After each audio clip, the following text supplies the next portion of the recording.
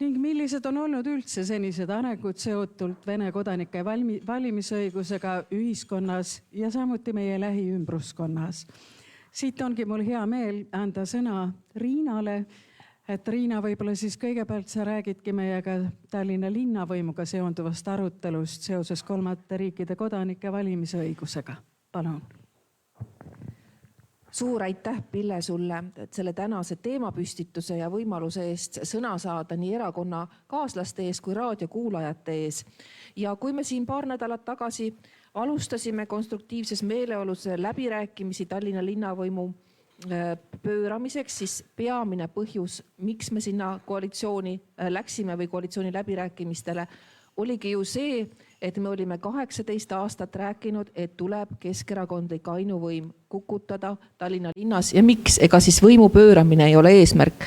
Eesmärk on ju parema kvaliteedi pakkumine. Ja kui me teame, et Savisaare aegne linnavõim oli korruptiivne, sellest oskab rohkem rääkida isegi minu paremal käel istuv Tarmo Kruusimäe, kes on väga pikaajaline Tallinna volikogu liige ja korruptsioonijuhtumeid sadas nagu õunupuu otsast alla, siis ega Mihhail Kõlvarti juhitud linnavõim ei olnud suurt selles osas ennast parandada veel jõudnud. Nii et igal juhul on öeldud, Lord Action on öelnud meile, et võim korrumpeerub alati ja absoluutne võim korrumpeerub absoluutselt. See pidas paika ka Tallinna linnas, et tegelik demokraatia tähendab koalitsioonivalitsusi. Koalitsioonid, erinevate erakondade esindajad, kes esindavad ka erinevaid sihtgruppe Tallinna linnas, tulevad kokku ja panevad ühistes huvides seljad kokku. Ja nii tegime ka meie. Aga me ei läinud sinna ilma tingimuseta. Meil oli lauda panna mitu postulaati. Üks nendest oli Kremli mõjuvälja vähendamine, see tähendab ka linnaruumi. Meie hea endine justiitsminister Lea Danilson-Järg, kes ka siin minu kõrval istub, algatas omal ajal justiitsministrina punavõimu sümboolika kõrvaldamise meie linnaruumist ja meie ehitistelt. See on meile oluline, sest nagu me näeme, Vene kultuurikeskus, mille nime nüüd läheb ka vahetamisele, seal ilusasti Vene sümboolika ripub nii välisseinal kui ka sisus tuleks seal korrektiive teha. Me näeme siiski Stockmanni vastast seda viisnurka ja nii palju asju, mida tuleks siin muuta. See üks oli meie tingimus.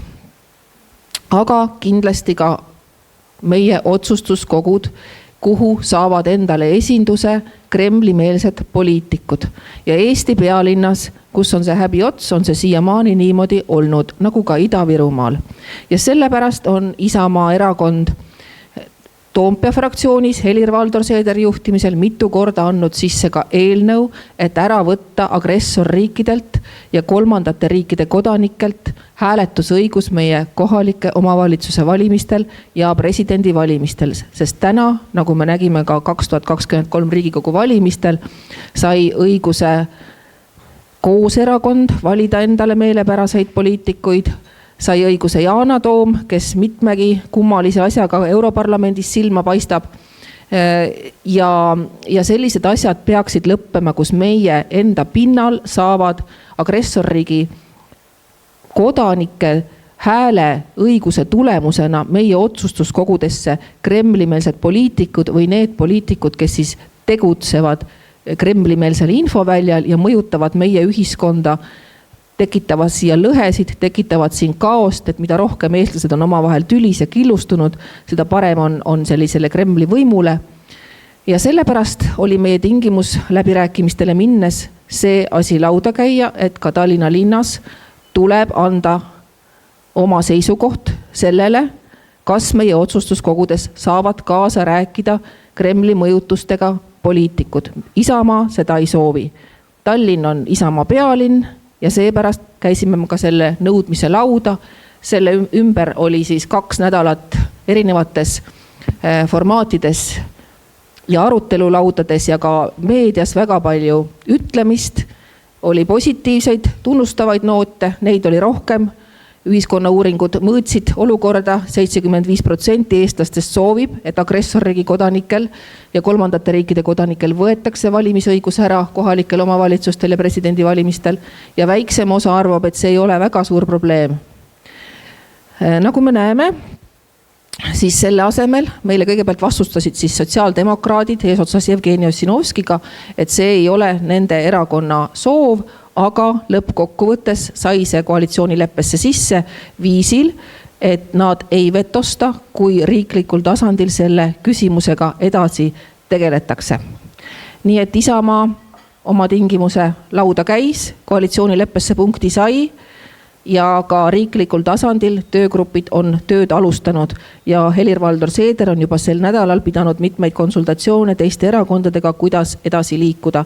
Siin on meie liitlane olnud Reformierakond, kes on väljendanud tugevat toetust sellele edasiliikumisele ja ka Eesti 200.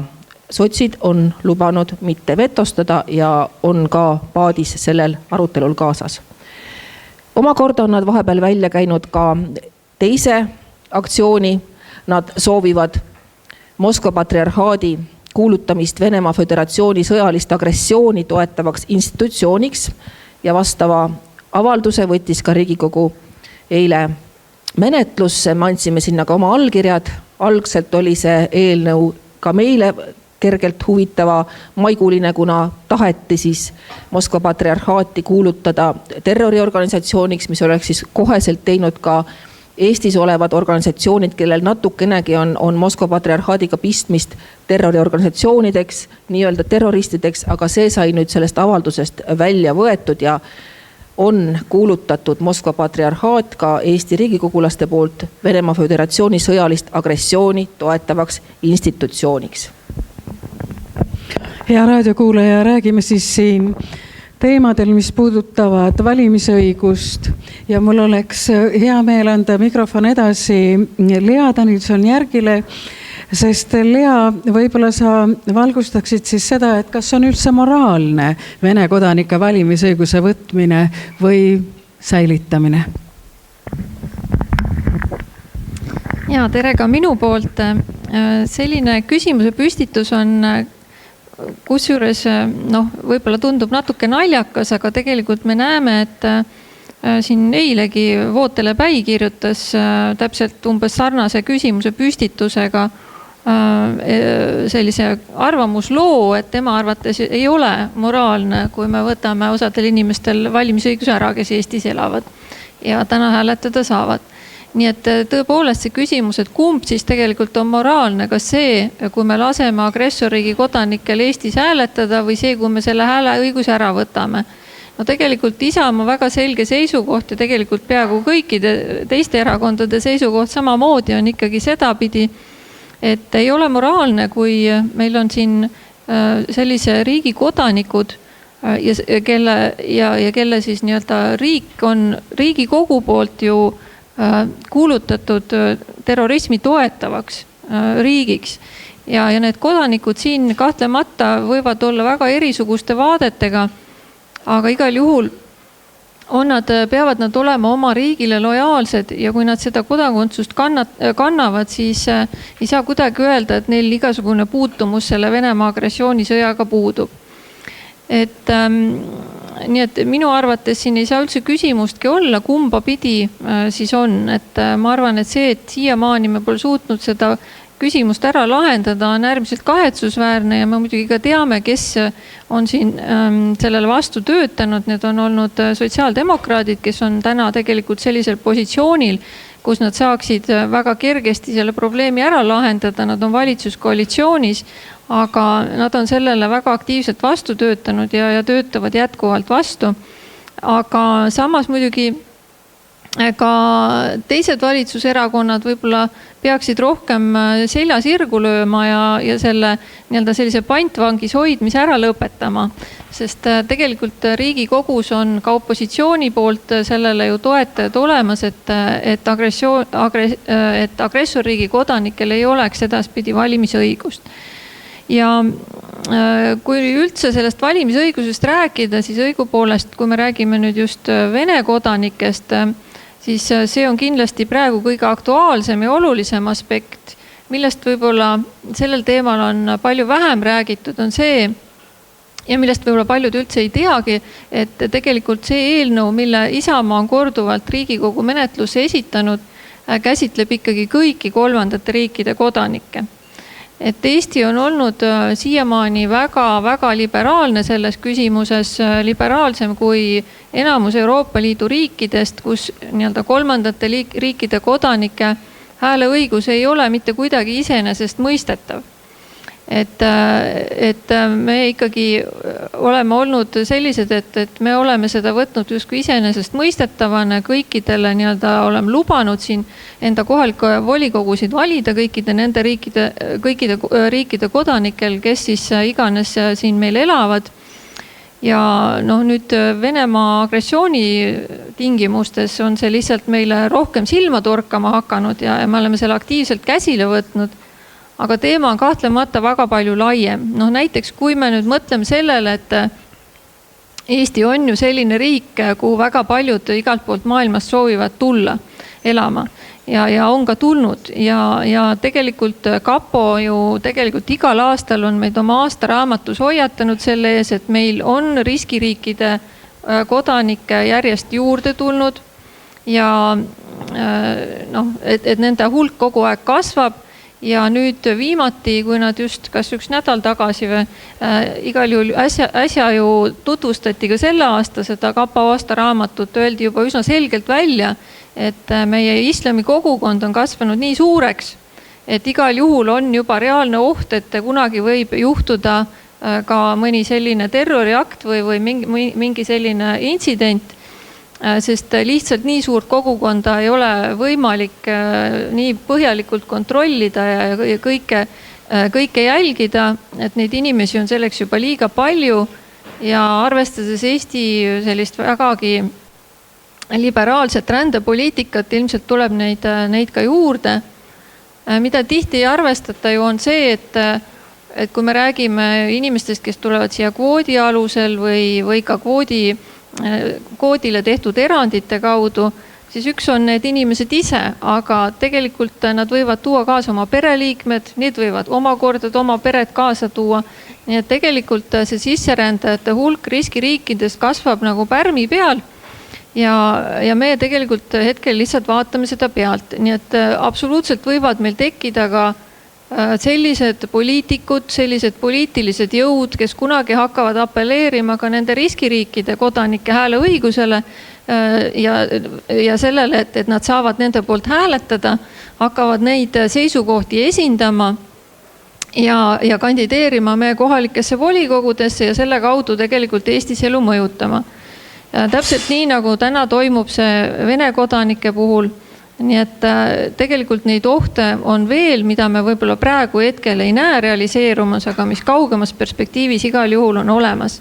Et selline üleüldine, lausaline kolmandate riikide kodanike hääleõigus oleks saanud meile varem või hiljem probleemiks ja ma arvan, et ongi viimane hetk nagu tegeleda sellega ja see ära lahendada ja loodetavasti me sinna poole ka liigume Isamaa väga aktiivsel eestvedamisel ja ma väga tunnustan Riinat nende linnavõimu läbirääkimiste eestvedajana, et ta on selle teema väga tugevalt lauda toonud ja arvestades, et Riigikogus on nüüd asjad ka liikuma rohkem hakanud, ma arvan, et me lõpuks võimegi selle tulemuseni jõuda, mida me oleme nii kaua oodanud.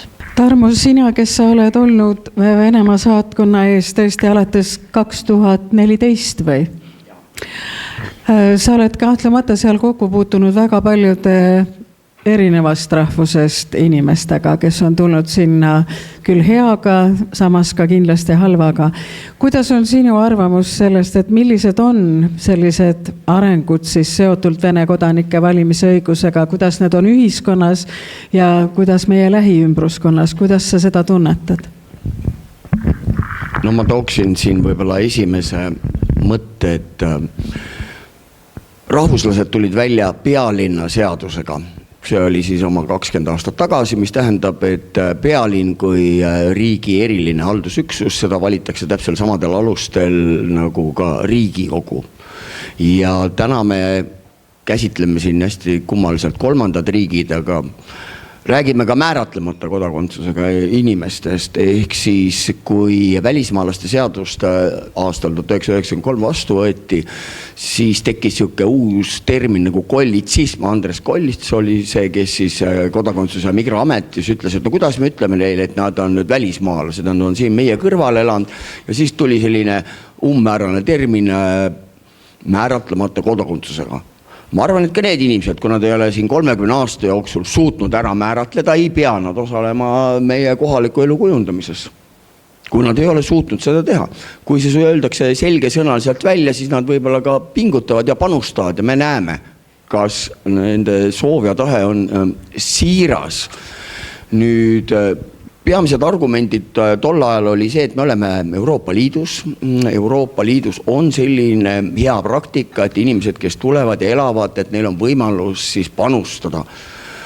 Ma olen olnud nagu suunamudija, et suund oli ees ja kui nüüd 2021, kui oli näha, et Venemaa valmistub ikkagi täiemahuliseks sõjaks ja jälgides, et mis toimub meie regioonis, siis Läti, Leedu, Poola juba hakkasid samamoodi vaatama, et mil määral seda mõjuvõimu võiks kõik kuskile viia allapoole. Ja täna mul on hea meel, et me juba räägime selles kõva häälega, aga kurb on see, et need ühiskonna avaliku elu tegelased, kes istuvad nagu kulditrukkis, kuidagi mõnulevad ja see ei ole nende teema. Ehk siis me jäime Tallinna koalitsiooni läbirääkimistel lihtsalt teiseks, sest et me ei suutnud ennast ära kommunikeerida, vastaspoolelt tuli need asjad. Surve oli suurem. Mis aga ütleb see, et kas on eetiline või ei ole eetiline või juht, et kui Eesti Vabariigi kodanikud saaksid valida Venemaal kohalikku omavalitsust, siis oleks see ju tunduks normaalne. Me ei saa seda. Meil ei ole seda võimalust. Ja sellised asjad toimuvad kõikide rahvusvaheliste lepingute kahepoolsete suhetega. Ehk siis täna me näeme, et tegemist on agressorriigiga ja me ei pea üldse mõtlema siin nendele võimalustele, et kuidas seda asja pikendada, sest ma tuletan meelde, see ajaake pannakse kinni. Läbirääkimiste puhul oli ju kõige olulisem, et kas aasta 2025 järgmine sügis valitakse Tallinna linn samadel alustel, no siis ei olnud seda mongolit mõtet maha võtta. Aga perspektiiv on praegusel hetkel, arvestades kõiki plusse, kokku tuleb miinus, siis kui täna on see retoorika, et see peab tulema läbi põhiseaduse, põhiseadust on vaja siis läbi 2 Riigikogu koosseisu, ja see, et mis on kirjutatud koalitsioonileppesse, ei tähenda seda, et see oleks koalitsioonile täitmiseks ja Eesti 200 ega reform ei ole ja mõelge minuga kaasa. Ehk siis see Riigikogu koosseis aasta siis on 2023 kuni 2027 ilmselt ei võta seda vastu, sest kaardid on niimoodi jaotatud. Esimesena saab seda teha see Riigikogu koosseis, mis on aasta 2027 kuni 2031 ja me võime rääkida, et aasta 2033 võib-olla valitakse kohalikku omavalitsust siis uutel alustel. See on päris kurb perspektiiv. 9 aastat ei toimu midagi, aga ma ütlen, et meil on võimalik murda, kui meie ka ühiskonna ja avaliku elu tegelased hakkavad selles küsimuses rohkem kaasa rääkima, peaks olema Eesti 200 Reformierakonnal piinlik ja sotsid on sotsid. Head raadiokuulajad ja head jälgijad, kes te olete meiega koos ka Isamaa Tallinn Facebookis, siis eetris on praegu Isamaa Foorum. Me arutame valimisõigusest, me arutame julgeolekust. Minuga koos on siin Lea Danilson-Järg, on Riina Solman ja on Tarmo Kruusimäe. Ja võib-olla läheksime sinna, ma arvan, et kindlasti ju toimus ka see Isamaa-poolne praegune seisukohavõtt lähtuvalt ka sellest, kuidas oli Putini valimistega seotult näha ju seda järjekorda, mis toimus Vene saatkonna juures, kus ma mäletan, kui Urmas Reinsalu ütles, et ta käis lausa seal vaatamas ja see oli hulgaliselt inimesi, eestlasi nii-öelda, kes toetasid Putinit, siis kahtlemata üks osa nendest inimestest käib ju ka selles samas Nevski katedraalis ja ka teistes niisugustes usuasutustes, kus tegelikult peaks toimima armastus ja õiglus. ja rahu printsiip, siis ometigi on paljud inimesed seal tegemas ka poliitikat, siis praegu Riina Kremli mõjutustegevusest läbi Vene mõjuväljaga flirtivate poliitikute oli see punkt, mille sa panid siia. Kas sa räägid sellest natuke? Jaa, ma räägin tagasiulatuvalt, et 2019, kui ma töötasin rahvastikuministrina, siis ametikoht ise asus Siseministeeriumis. Ja minu nii-öelda haldusalasse kuulus usuasjade osakond. Nii et ma loomulikult olen kõigi konfessioonide juhtidega tuttav ja ka siis isa Jevgeniga või Eugeniga, kuidas ta ennast kutsus, kes saadeti üsna hiljuti Eesti Vabariigist välja, kuna teda peetakse siiski Kremli mõjutustegevusega seotud preestriks. Tema ise ütleb selle kohta nõnda, et tema ei tee poliitikat, et ta on heauskselt sinna koos erakonnaga sattunud siis Ukraina agressiooni ajal selliseid, ma ei tea, palveõhtuid korraldama või muud taolist, aga jah, riigil on käsutuses teistsugused andmed ja seetõttu siis ka isa Eugeni elamisluba enam ei pikendatud ja ta pidi Eesti riigist välja minema. Nüüd loomulikult kõik Vene või siis Moskva patriarhaalse õigeusu kirikuga seotud preestrid ei ole sellepärast kõik mõjuagendid või terroristid, nagu meil siin sotsiaaldemokraadid soovisid neid kutsuda. Ja võib-olla meie Isamaaga eelistaksime siiski, et meie otsustuskogudes poliitikat tegevad poliitikud, kes ka pääsevad meediakanalisse ja kuna nad tahavad saada Vene kodanike hääli, siis käituvad neile meelepäraselt, ehk siis ka vahel Kremlile meelepäraselt. Meie näeme ohtu siiski valimisõiguses. Ja seda õigust ei ole Vene kodanikel Lätis, Leedus, Saksamaal, Prantsusmaal, 13 Euroopa riigis seda õigust neil ei ole. Ja ajaloolistel põhjustel Eestis see nii läks. Me soovisime, et meil Vene baasid ja sõdurid läheksid siit oma perekondadega rahumeeles minema ja tollel hetkel ei olnud teist võimalust Eesti riigil, kui selline õigus neile siis kohalikel omavalitsustel jäi. Kardeti rahutusi, kardeti, et noor vast iseseisvuse taastanud Eesti riik ei saa rahutustega hakkama. Aga täna ei ole enam ühtegi põhjust meil agressorriigi kodanikele valimisõigust jätta. Kui me näeme, et Ukrainas ei ole sõda võidetud ja agressiivne Venemaa toimetab ka Moldovas. Me teame, et kui ka Iisraelis rünnati 7. oktoobri varahommikul Hamasi poolt rahulikke elanikke, siis just Moskva kutsus need Hamasi liidrid endale külla olukorrast pilti ette saama ja mitte läbirääkimistele, vaid vastupidi, kohtles neid kui riigijuhte. Et Venemaa on seotud kummalisel kombel ainult kurjusega, sõjategevusega ja meil ei ole ühtegi põhjust arvata, et nüüd kui me Moskva patriarhaadi õigeusu kirikuga lepingu oleme lõpetanud, mida ka Isamaa erakond toetab, et siis valimisõiguse jätmine oleks justkui vähem tähtis. Ei, see on olulisem.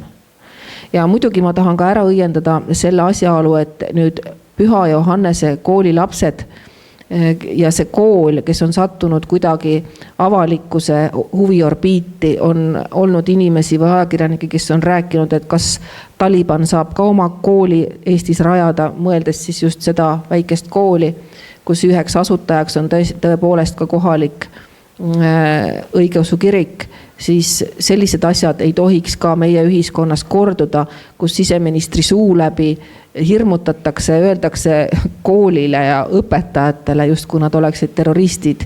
Et seal koolirahvas on väga-väga häiritud sellest ja täna 50 väikest esimese klassi last käis ka meil Riigikogus ekskursioonil, väga tore kool, väga armsad lapsed, aga loomulikult need lepingud agressorriigiga või siis tema organisatsiooniga siin Eestis koha peal, need saab lõpetada ka ilma inimesi ja usklikke solvamata, et mina seda õigeks ei pea. aga loomulikult, kui ma olin rahvastikuminister omal ajal, siis ka väga palju ma suhtlesin just siis Konstantinoopoli alluvuses oleva õigeusu kirikuga, siis Eesti Apostliku õigeusu kirikuga, kelle õigusjärglane täna tegelikult peaks ka need varad tagasi saama, mis jäid siis iseseisvuse taastanud Eesti riigi algusaegadel Vene patriarhaalse õigeusu kiriku kätte. Ja üldse ma isa Stefanosega suhtlesin soojalt ja armastusväärselt ja aitasin teda ka erinevates situatsioonides. Toon teile ühe näite. Kui president Kaljulaid oma vastuvõttu pidas, siis ilmtingimata pidi esirinnas sammuma Moskva õigeusu patriarh ja Konstantinoopoli oma, kes siis oli teise maailmasõja ajal ja ka iseseisvas noores Eesti Vabariigis 19-20 aastatel kannatanud meiega. Teame ju, et piiskop Platon suri märtrina Tartu krediidipanga keldris, et kuidas kiusati taga siis Konstantinoopoli alluvusega kirikut Eestis ja neid represseeriti, neid inimesi, neid vaimulikke. Ja siis ka sellises Eesti Vabariigis, kus me oleme juba teatavas heaolu ühiskonnas ja meil läheb hästi, ka siis, eks ole, Vene patriarh kõnnib siis meie õigusjärgse patriarhi ees, et ma andsin märku presidendi kantseleile ja need asjad õiendati ära. Aga tänaseks siis on veel mõned küsimused lahti ja võib-olla siis sellest saavad kolleegid täpsemalt rääkida. Tarmo, kes on olnud Tallinna linnavolikogu kultuurikomisjonis, kes on tegelikult menetlenud ka Vene pulvari või Vene Moskva puieste ümber nimetamist Tallinnas, et võib-olla siis veel nendest okupatsioonirežiimi sümbolitest ja märkidest, millega sa oled tegelenud. No mul tuleb uuem uudis, et ma nüüd andsin allkirja, et võtan eelnõu tagasi. Sellepärast, et kuna see on koalitsiooni kokkuleppesse pandud, siis läheb suureks meil võiduks. Aga üksmeel oli saavutatud juba eelmise selle linnavalitsuse juures. Kuigi väga piinlik oli see, et mis meil toimus siin Smuuli tee ümber nimetamisega. Ma arvan, et selle Smuuli paralleef, mis seal on, see on ikka iseloomulik, et seal peale selle mingi selgitava tahvli võiks olla ka veel üks kolmas selgitav tahvel, kus oleks kõik need Kirjanike Liidu liikmed, kes siis arvates ei olnud Smuul küüditaja, ja siis võiks 4. ja 5. sildiga panna, et me saaksime oma Hyde Parki. See Tallinna linnas nende okupatsioonisümbolite ja nendega on käinud kogu aeg mingi vaidlus. Tallinna linnavolikogus menetleti, ma võin eksida, selle aastaga oli 2012-11 pidi tulema M-park. Neil oli hea aasida, et kas see on siis nagu M-klubi või midagi sellist. Viskasime nalja, et see tuleb nagu Moskva park, ei tuligi. Hiljem tuli Moskva puiestee, mis siis ristub Tasuja puiesteega, ehk siis Tasuja Moskva või Moskva Tasuja. Kumb ta nagu selline on. Ja enamus sellised vaidlused, mis puudutasid, ütleme, okupatsioonisümbolite või paljud asjad, häritab ja häirib eestlasi, oli väga suur vastasseis. Ja ma tõin lihtsalt ühe võrdluse, et paneme Lasnamäele Patukaani mälestussamba. Keskerakond hakkas kohe elavnema.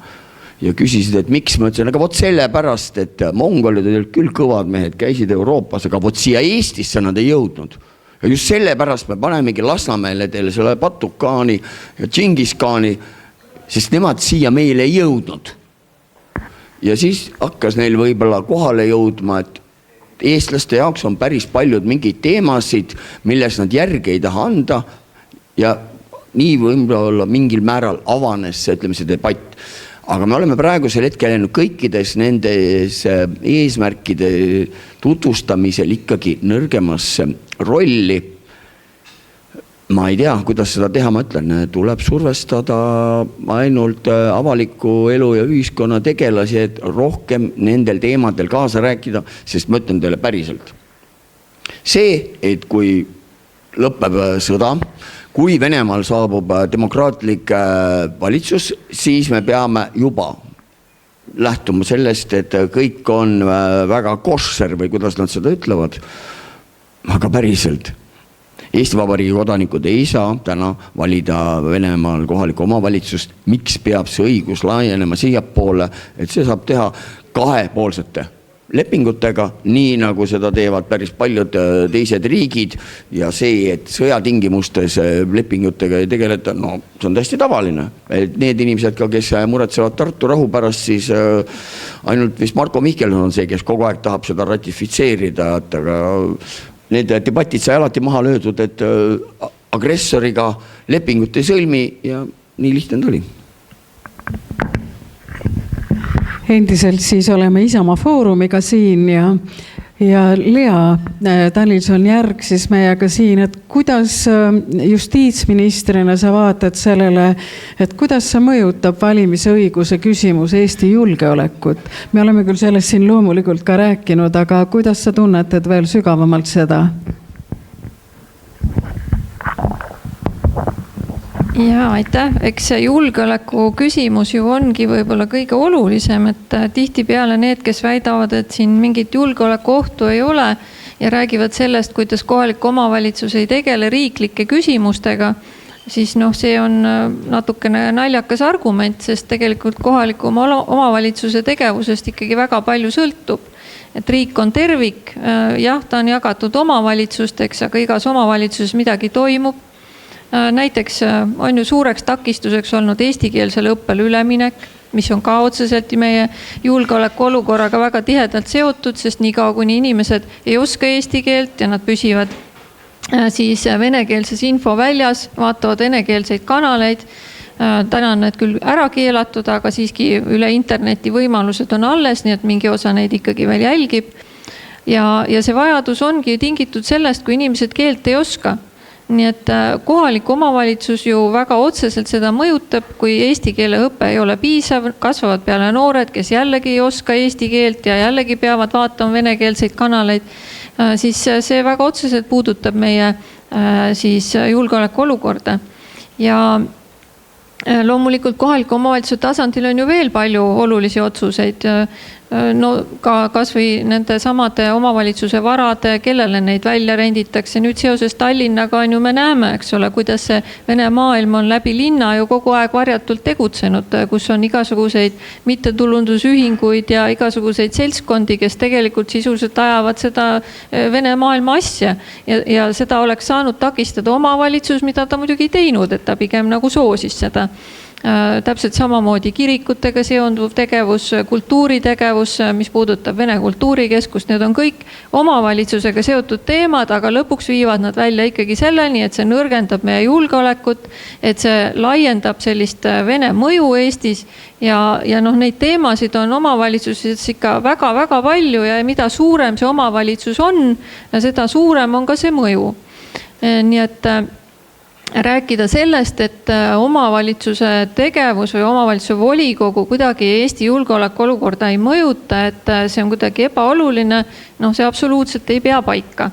Ja tegelikult nii nagu Riina korraks ka seda puudutas, et tegelikult ka presidendi valimine on ju meil seotud kohaliku omavalitsusega, sest kui Riigikogu ei suuda ära valida presidenti, siis läheb see ju sinna, tulevad omavalitsuste esindajad ja siis toimub see valik nende kaasabil. Ja vahel võivad need vahed olla vägagi väga väikesed, et ka ühe häälega võib valimised võita või kaotada. Ja see tegelikult me oleme ju seda näinud, eks ole, nii et absoluutselt on väga suur mõju meie julgeolekule ka sellel, mis toimub kohalikes omavalitsustes, millised inimesed seal otsuseid vastu võtavad.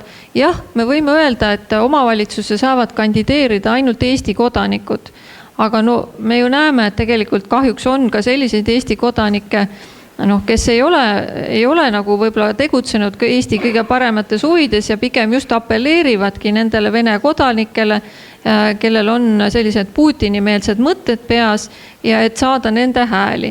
Ja niisugust võimalust neile pakkuda, ma arvan, et ei ole mõistlik ega ka eetiline ja ka julgeoleku aspektist on see väga kahetsusväärne. Nii et kui me veel jõuame ka, ma ei tea, kuidas see on plaanis rääkida ka sellest, et mis see lahendus siis võiks olla, et tegelikult ju aga selle hääleõiguse äravõtmisel on, noh, nagu öeldakse, et kui on 2 juristi, siis on vähemalt 3 arvamust, et täpselt ka selles küsimuses on niimoodi, et on väga palju erinevaid arvamusi, kas seda tuleks teha põhiseadust muutes, kas saab muuta ka lihtsalt valimisseadust, et neid mõtteid on õhku visatud ja noh, kahtlemata kõige kindlam viis siiski on põhiseaduse muutmine, sest kui põhiseaduses on üheselt kõik kirja pandud, siis ei saagi tekkida üldse niisugust vaidlust, et kas siis nüüd saab ikkagi valimisõigus seda piirata, seda inimeste ringi, kes valida saavad kohaliku omavalitsuse volikogu. Samas muidugi arvestades seda, et kui põhiseaduse muutmiseks ei ole toetust piisavalt koos, kuigi praegu tundub, et asi siiski sinnapoole liigub, mis on väga positiivne, ja saab ka kiireloomulisena need põhiseaduse muudatusi vastu võtta, mis eeldab siis 81 häält, mis tõenäoliselt oleks võimalik Riigikogus kokku saada. Siis teine võimalus valimisseaduse kaudu kindlasti ma näen, et on võimalik muuta seda seadust siis vähemasti Vene kodanikke puudutavat, sest siin on meil aluseks Riigikogu otsus Venemaa terrorismi toetavaks riigiks kuulutamise kohta. Meil on väga selged põhjused, miks seda valimisõigust piirata, sest tegelikult valimisõigust on piiratud ka näiteks vanglas viibivatele kinnipeetavatele. Et teatud gruppe mingitel kaalutlustel on võimalik välistada. Ja see oleks ka kindlasti üks võimalus, aga noh, nii nagu siin on õiguskantsler ja president juba viidanud, et seaduse muutmisega puhul ainult tõenäoliselt nad saadaksid siis selle muudatuse Riigikohtusse ja Riigikohus peab siis kaaluma, kas see on põhiseaduspärane või mitte. No Riigikohtul on kindlasti mitmeid argumente, mida kaaluda, sest ega põhiseadus on üks, mida ta sätestab, on valimisõigus, aga põhiseadus näeb ju väga selgelt ka ette seda, et üks kõige tähtsam ülesanne riigil on üldse tagada julgeolek. Nii et kui 2 sellist põhiseaduslikku õigust omavahel on vastuolus, siis ma arvan, et ei ole kahtlust, et julgeoleku aspekt kindlasti on kaalukam. Aga loomulikult see otsustus saab olema siis juba Riigikohtu käes.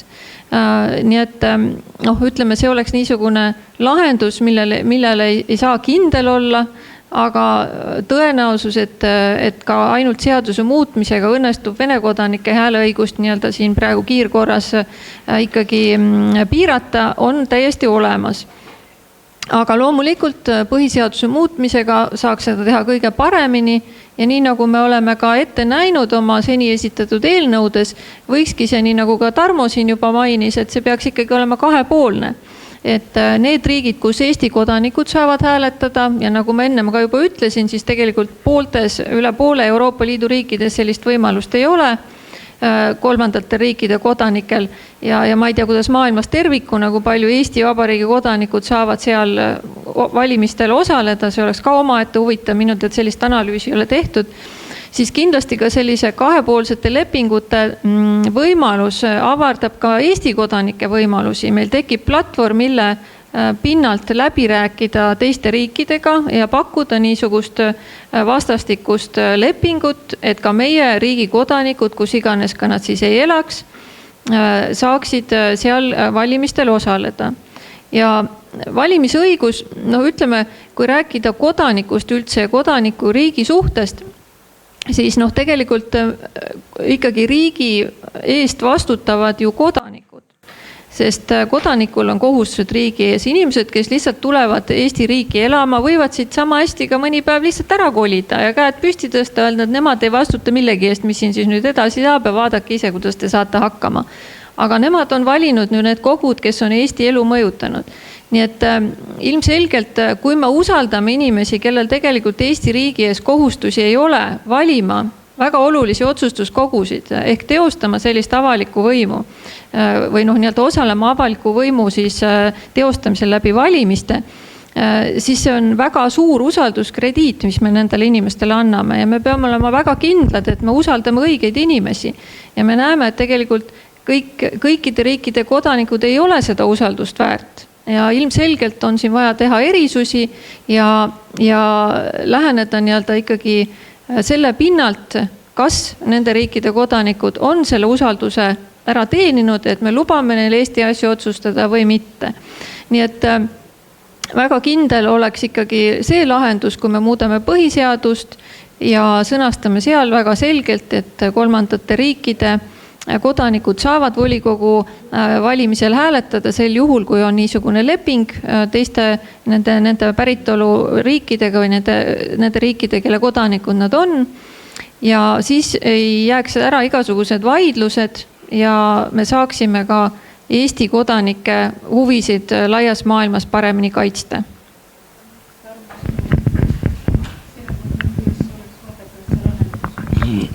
No rahvuslased jäid ka praegu selle mõtte peale, et võib-olla edasi minna pealinna seadusega, sest et miks ma seda ütlen, see oleks kiireloomulisem.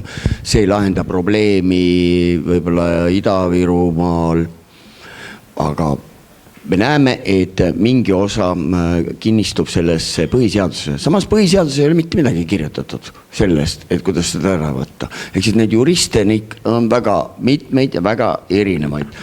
Sellest moraalsest õigusest, et miks meie peame võimaldama inimestele, kes teiselt poolt ei ole. Me ei ole neid debatte väga julgenud avalikult pidada, sest on öeldud, et nagu ma ütlesin, et Euroopas on võimatu seda tagasi pöörata. Aga seda räägiti siis, kui keegi ei kujutanud ka seda ette, et Venemaa tungib Ukrainale kallale, sest et see oli välistatud. 17 aastat tagasi, aprillikuuses, toimus meil lõimumisaudit, niinimetatud pronksiöö. Enne oli meil igasuguse integratsiooni ja sihtasutused olid aga linnukesi pand, lõimimine oli juba nii hästi, et leevikesed olid ka ära lõimunud juba Eestiga. Siis sai aru, et mitte midagi ei ole toimunud, elavad 2 erinevat kogukonda. Kui te küsite, mis täna on hullem, olukord on hullem, võib-olla selle kartulimardika, selle Colorado lindiga enam ei saa käia, aga see meelsus, mis inimesed räägivad, see on siiamaani, retoorika on täpselt jätkuv. Ei mitte ainult Vene saatkonna ees, vaid ka kuskil mujal. Me tõime teile kultuuri, meie teid ka siin vabastame ja meie kaitseme siin keelt ja kui on vaja, siis lööme teid ka mättasse. 2015, kui oli rändekriis, siis tuli niinimetatud vihakõne seadus ja see oli mõeldud just selleks, et need siis äärmusmoslemid, kes nad kutsusid siis avalikus inforuumis, et hävitama inimesi. Samasugused üleskutsed toimuvad ka kuskil mujal. Küsimus on selles, kui kaua me peame tegelikult seda taluma. Ehk siis ma räägin tõesti kindel ja turvaline, kui meil on vaja peenhäälestusega tegeleda, siis me võime selle põhiseaduse sellega.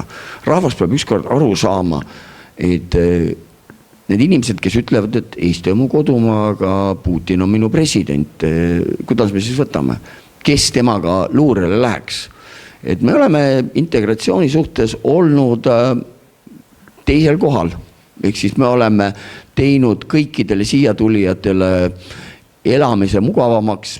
Kunagi ma olin Eesti Noorsootöö Keskuses sallivuse meetme peal ja siis ma ütlesin, et ma sallin kõiki neid, kes austavad minu keelt ja kultuuri. Punkt. Me peame ennast kehtestama väike rahvana. Meil ei ole mingit muid garantiisi, sest et see kaasmaalaste poliitika, mida see Ruski Mir on arendanud, Ukrainas läks ju 2014 kõik ikkagi sellepärast, et Ukraina tahtis ukraina keelt riigikeeleks. Ja me oleme kaugelse eestikeelse haridusega jõudnud 30 aastat, kogu aeg nad ei jõua, ei saa neid sümboleid ega midagi. Me peame olema resoluutsemad. Maailm on praegusel hetkel ikkagi must-valge, kuigi jah, sinna vahele jääb 50 halli varjundit. Riina, sinu Nüüd küsimus oli hääletusõigusest või? No ma võib-olla võtan selle sama jutulõnga üles, millega Tarmo lõpetas, et me peame ennast kehtestama. Eesti riik peab hakkama ennast kehtestama. Eesti riigi asutustes peab kõlama eesti keel. Täna me panime koalitsioonileppesse punkti ja vaidlesime sotsiaaldemokraatidega selle üle, kas me võime päeva lõpuks lahti lasta need ametnikud, kes ka mitmekordse meeldetuletamise, järeleaitamise, kursuste kinnimaksmise korral ei õpi vene keele asemel eesti keeles siis linnaametnikuna rääkima. Ehk ta ei saa pakkuda teenust linnakodanikule eesti keeles. Selle üle käib ka veel vaidlus, aga koalitsioonileppes selleks punkt, et Tallinna linnas saab eesti keeles teenuseid ja punkt ja riigiametnikud, Tallinna linnaametnikud kõnelevad eesti keeles.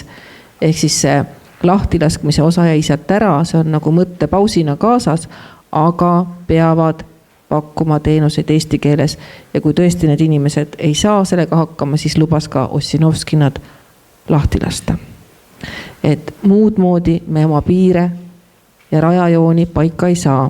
See võib kõlada väga karmilt minu suust, kes ma olen ju kristlane, aga nagu Tarmo ütles, 30 aastat on otsitud vabandusi.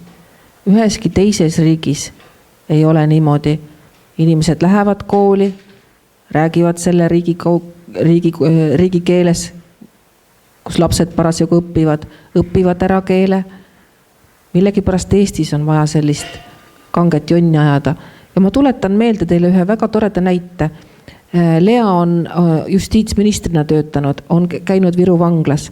Mina töötasin kunagi, kui Urmas Reinsalu oli justiitsminister 4 aastat tema avalike suhete juhina. Olen käinud Viru vanglas. Ja seal oli samamoodi, et ei ole ju tööjõudu võtta, et kust me võtame eestikeelseid ametnikke. Aga vanglate asekantsler Priit Kama kehtestas C1 keelenõude vanglaametnikele, see on riigiasutus ja vanglaametnikud peavad rääkima riigikeeles. Kuni tänase päevani ei ole personaliprobleeme. Inimesed, kes tahavad tööd Eesti riigi ametnikuna, õpivad C1 tasemel keele ära. See on näide sellest, kuidas riigil on võimalik ennast kehtestada ka keskkonnas, kus on väga palju vene keele kõnelejaid Ida-Virumaal. Et väga nõus sellega ja Isamaa peab selle eest seisma. Me oleme ju proovinud viia ka õppeasutusi Ida-Virumaale ja see tähendab just seda, et riigiametnikud lähevad elama, noored lähevad õppima ülikooli, loovad seal pered. Et seal on ju probleem selles, et Narvas on 98% vene kodukeelega inimesi, 2% eesti kodukeelega inimesi. Ja Ida-Virumaalt pigem tullakse ära, kui et sinna jäädakse. Ja see on ka riigi asi ennast kehtestada, kas siis teha sinna erisusi, nagu õpetajate puhul on palgatoetus, see on päris suur. Et ka inimesed, kes nii-öelda pendelrände korras Ida-Virumaal tööl käivad, ka see on üks võimalus. Aga ma usun, et niimoodi sentimeetri haaval, nagu oli see Viru vangla näide või nagu on ka õpetajate tasustamise näide, noored siiski lähevad sinna ja mõned nendest ka jäävad, et nii me peame oma Eestimaad hoidma, et Eestimaa on meile kõigile kallis ja sellel on oma hind, sellel on kallis hind, et me peame iga päev pingutama selle nimel, et eesti keel, eesti kultuur ja eesti rahvus säiliksid. Ja täna meil ei ole mitte ainult ju keeleprobleem, eks ole, meil on ju kõige suurem probleem riigis täna veel ka mitte julgeolekuline, vaid see puudutab demograafilist küsimust, millega ka just Isamaa erakond kõige enam tegelenud on ja just täna, kui me ei ole riigis võimul, on hakanud ka meediakanalid palju avalikumalt rääkima sellest kollapsist, mis meid ees ootab, et lapsi ei sünni, lastetus kasvab, riik on andnud signaale, et suured pered ei ole teretulnud, me ei aita teid, ise olete süüdi, kui tahtsite nii palju lapsi kasvatada, tundke siis nüüd rõõmu. Ja hoopis tükis olen imestunud, et selline väljaanne nagu ka Delfi meedia nüüd juba mitmendat päeva räägib madalast sündimusest ja otsib justkui lahendusi ja küsib arvamusi, aga siiamaani me vaatasime, et valitsuskoalitsiooniga eesotsas mitte kellegi asi ei ole see, et eestimaalased varsti liiguvad väljasuramiskursil ja ühagi tempokamalt. Et need asjad kõik on omavahel seotud, et lõpuks on ka see sündimus küsimus meil julgeoleku küsimus, kus me saame inimesi. Kellele me seda riiki siis ehitame, kui seda ei ole kellelegi jätta? Ja kuidas me siis kaitseme oma riiki, kui meil ei ole enam inimesi, kes kaitsevad riiki? Oleme siis Isamaa Foorumit lõpetamas siin. Ma arvan, et meil peaaegu kõikidel on kusagil keegi Eestimaal, kes on tulnud siia ka välismaalasele elama ja kes on samuti kolmanda nii-öelda riigi kodanikud. Mis on teie sõnum nendele? Sest väga paljud neist, kes ei ole Valgevenest ega ei ole Venemaalt, vaid on tulnud Inglismaalt, on tulnud Ameerikast, on tulnud teistest Euroopa riikidest. Sest nemad praegu tunnetavad kuidagi, ma ei tea küll miks, minu küsimus on see, et miks nad tunnetavad seda, et neile tehakse liiga, sest tegelikult see liberaalsus tõesti, mida me lubame neile, on ju täiesti uskumatu. Aga siiski, mis on teie sõnum neile? Ma hakkan sealt Least pihta. Ühegi rahuliku demokraatliku riigi kodanikel ei tarvitse üldse muretseda, nende hääleõigus kindlasti jääb. Euroopa Liidu kodanikel on nii või naa Eestis hääleõigus. Loomulikult sinna, ma usun ka kõik NATO riigid on riigid, keda me saame usaldada, kelle kodanikke me saame usaldada ja kindlasti on maailmas veel väga palju riike, kellega saab selliselt kokku leppida, et nende siin elavad kodanikud, kes siin on pikaajaliselt olnud, saavad siin ka kohaliku omavalitsuse volikogu valida ja et me usaldame neid selleks. Nii et ma arvan kindlasti sellist muret ei tasu tunda ja tegelikult hiljuti oli juttu just ühega endise Vene kodanikuga, kes õppis ära eesti keele ja omandas kodakondsus. Tema oli just ka väga toetav selle otsuse suhtes, et kodanike, et mitte kolmandate riikide kodanikul ei oleks lihtsalt niisama lausaliselt kõigil hääleõigust, sest tema tegi selleks pingutusi, et Eesti kodakondsus saada. Ta õppis keelt, ta tegi kodakondsuseksami ja temale tundus just vastupidi ebaõiglane, et kõik need, kes seda ei tee, saavad täpselt samasuguseid õigusi kasutada kohaliku omavalitsuse valimisel. Nii et neid vaateid ongi erinevalt. Ma arvan, et oluline roll on selles, kuidas me seda selgitame, kuidas me sellest räägime. Ja ma arvan, et kui see teema saab ükskord lahendatud, siis kõik jäävad lõpuks rahule ja saavad aru sellest, et see on õiglane. Ei ole vaja muretseda nendel inimestel, kes siiralt soovivad kaasa lüüa kohaliku elu kujundamises. Nad on raudselt rännanud mööda maailma ja nad teavad, millised õigused kuskil laienevad ja kus ei laiene. See on vastastikune. Kõik peaksid aru saama, et millised on reeglid. Kui meil reeglid on siiamaani olnud hägused, tuletab meelde, näiteks bussijuhiks enne ei saa, kui sul ikkagi bussijuhi lube ei ole, see puudutab seda keelt. Ehk siis on mingid tingimused, mille puhul sulle need õigused ei laiene, kuigi me võiksime öelda, et need peaksid kõigile laienema. Ei ole. Me oleme keerulises olukorras, mitte ainult siis siin rahvastikuga, kõikides nendes asjades. Me peame hakkama selle riigi pärast päriselt muretsema. Me peame erimeelsused kuskile mujale jätma. Need on kõige kiiremad asjad, aga ikkagi alati keegi kuskil eristub, et kes tahaks NATO omadele jätta, kes kus mis. See on see erisus. Otsime seda ühist osa, et see ühisosa on suurem ja milline on ühiskonna tunnetus. Ma arvan, et kui selline küsimus pandaks referendumile ja kui kodanikud seda teevad, siis oleks ainult üks ja ühene arusaadav vastus, aga praegusel hetkel appelleeritakse ikkagi võib-olla erisusel, sest et meil on ju iga 4 aasta tagant, ehk meil on kogu aeg valimised ja me peamegi eristuma, aga mõnes küsimuses lihtsalt ei tohi eristuda. Aitäh. Mina pakun lahendusena siis välja mõtte, mis tegelikult minu hinnangul on ka olnud meie viimases eelnõus, mida me Riigikogus sisse andsime, Helir-Valdor Seeder nimelt andis, et me oleme valmis ju sõlmima selliste sõbralike riikidega eraldi lepinguid. Ja kui jutt oli näiteks Inglismaalt, kes ei ole Euroopa Liidu liige enam, ta on sealt välja astunud, teistele Euroopa Liidu liikmetele ju valimisõigus jääb. Et peame vaatama, kas meie saame ka seal valida kohalikku omavalitsust. See peaks olema vastastikune austamine ja lugupidamine. Ja kindlasti ma tahan üle korrata, et mitte ühelgi ausal meie riigis resideeruval kas alalise või pikema elamisloaga inimesel ei tohiks olla kartust. Eesti riik austab kõiki erinevaid kultuure, erinevaid rahvusi, kes siin praegu meie juures viibivad ja loodab, et nad on tulnud meie juurde ikka lisaväärtust andma. Ja võib-olla on keegi leidnud siin pereõnne, seda parem, et lisaväärtus missugune. Võtame kahe käega vastu inimesed, kes soovivad Eesti riigile head, eesti keelt, kultuuri ja rahvust hoida, meie kombeid austada, meie komberuumi mõista ja ka samamoodi kalliks pidada. Ja need inimesed, kes tegelikult tahaksid saada Eesti kodakondsust, siis see võimalus on alati avatud, sest Eesti kodakondsus ei ole kunagi disainitud sellisena, et see on justkui hüve. Et hüve, mida kõik inimesed peaksid siit saama, nagu näiteks saavad mõned pered või siis haavatavamad sihtgrupid toetust, et see on lihtsalt hüve, mis annab sulle lisaõigusi.